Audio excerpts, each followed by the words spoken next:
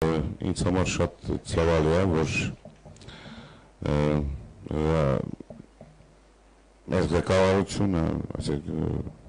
Սերժ Սարգսյանը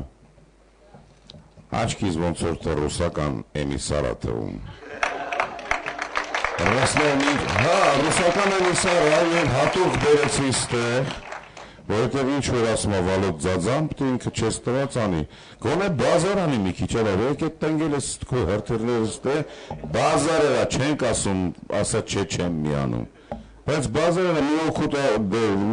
կամ գողը դեր ասենք ինչքան որ կող է բանես արե, բերե ժողովուրդը մի քիչ կներես էլի Սերժիկ ջան, բայց վարիանտ չունեմ չասելու, որ չասեմ ռակ կկպնե։ Նենց որ շատ շնորհակալություն ուշադրության համար։ Եվ հա, այդ ռուսական էմիսարների գլխավոր գաղափարախոսը Զորի Բալայանն է։ Որ չես հասկանում, նավագնացը, բժիշկը, ինչա, ինձ մեր զանգ է տվել, լուրջ բան եմ ասում է, քո հարցազրույցի մեջ ասում ես տատես ասել է, թե կնիկը հայ կլի, բան որոշ ազգեր կան կարող աններվեն։ Նախ չի պետք է որոշ ազգերը լսեն ինչ եմ ասում հարցազրույցի ժամանակ,